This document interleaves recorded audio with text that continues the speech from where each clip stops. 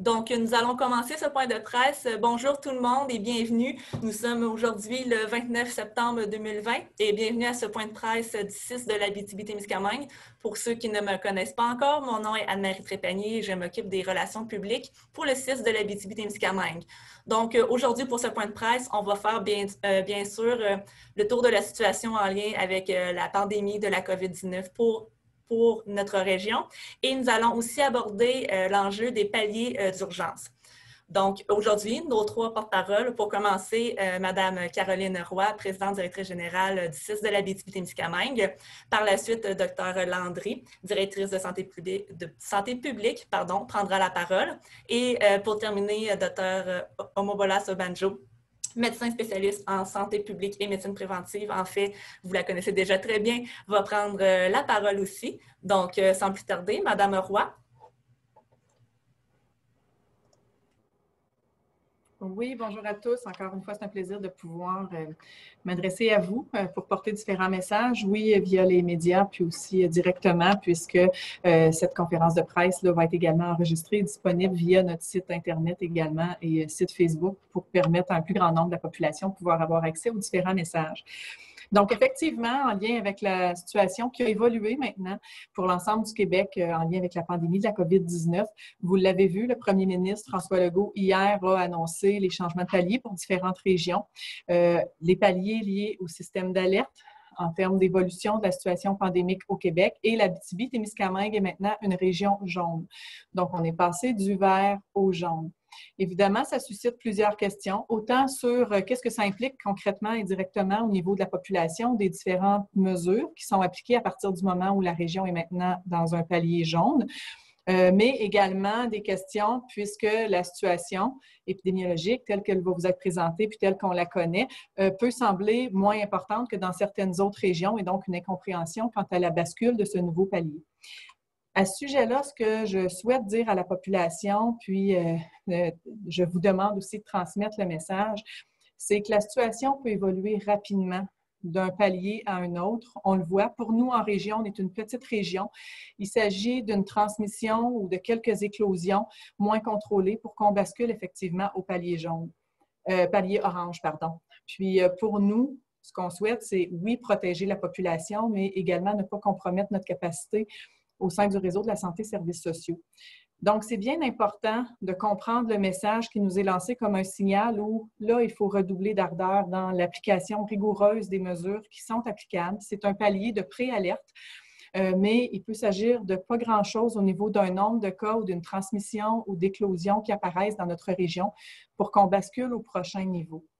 Puis, c'est très important aussi de comprendre que notre offre de services en santé et services sociaux, vous le savez, repose sur des individus qui eux aussi peuvent être malades, eux aussi peuvent être retirés du travail, puis avec une capacité qui est quand même compromise actuellement parce qu'on est déjà en pénurie de ressources au sein du réseau de la santé et services sociaux, particulièrement au niveau des soins infirmiers, puis ce sont les mêmes personnes qui vont être appelées à prendre soin des malades de la COVID-19.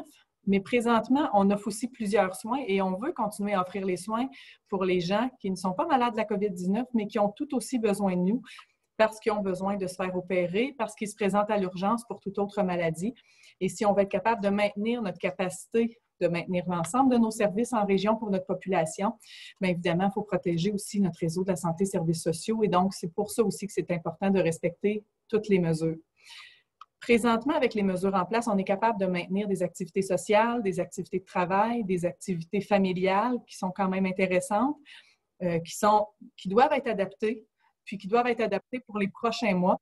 Mais si on veut maintenir aussi cette capacité-là de pouvoir le faire en région, bien, c'est chacun d'entre nous qui prend la décision d'adopter les comportements pour respecter les différentes mesures sanitaires en place. Donc, c'est encore un rappel au respect des mesures. Puis, j'ai confiance là, que les citoyens vont pouvoir le faire comme ils l'ont très bien fait dans le contexte de la première vague. Dernier élément que je souhaitais partager avec vous, c'est la sollicitation qui se poursuit toujours pour toute personne qui souhaite contribuer à l'effort.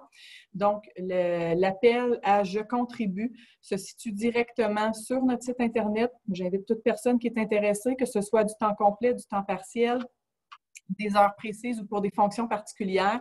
Vous allez sur notre site Internet, vous vous inscrivez à « Je contribue » et quelqu'un va vous rappeler pour échanger avec vous sur qu'est-ce qui correspond finalement à ce que vous pouvez faire en contribution au sein de notre réseau Santé Services sociaux. Déjà 41 personnes ont répondu à l'appel depuis les derniers jours. Donc, je vous remercie. Merci Anne-Marie. Merci beaucoup, Madame Roy. Donc, je passerai maintenant la parole à Dr. Landry. Bon après-midi à tous. Merci Caroline pour tes propos.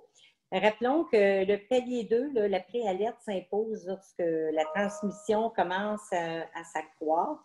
À ce moment-là, c'est important de renforcer les mesures de base et davantage d'actions sont déployées pour promouvoir et encourager le respect.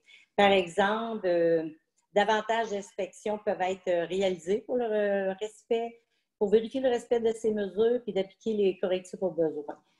Comme vous le savez, le week-end de 18-19 septembre, il y a eu l'opération ASCAR organisée par le ministère de la Sécurité publique.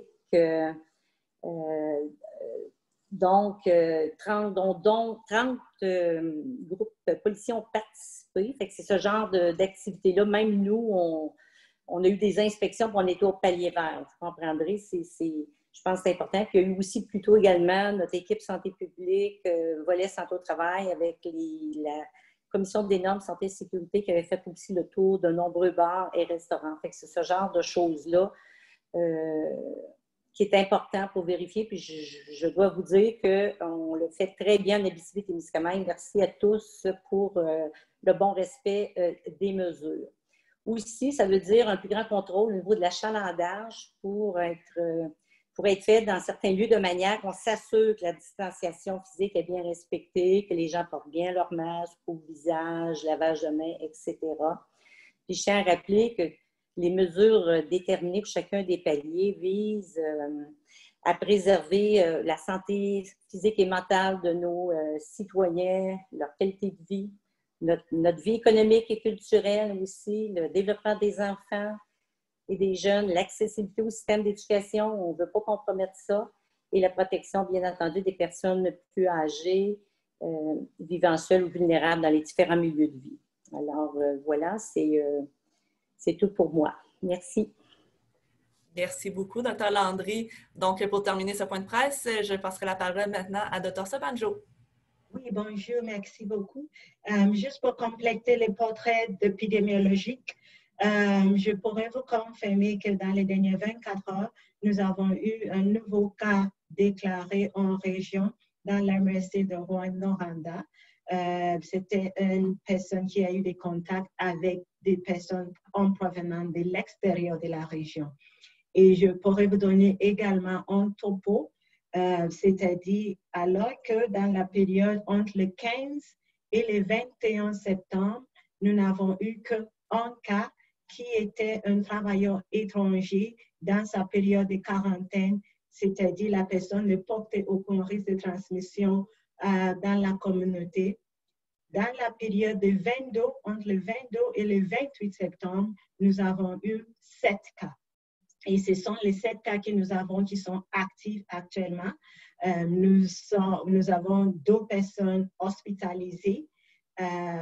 On ne craint pas pour leur santé, mais ils sont dans nos centres hospitaliers. Nous avons également une éclosion en cours qui est actuellement associée avec 5 cas, 3 employés et 12 usagers. Également, nous avons plusieurs personnes qui sont suivies. Ils sont en isolement préventif parce qu'il y a eu des contacts étroits avec les cas confirmés.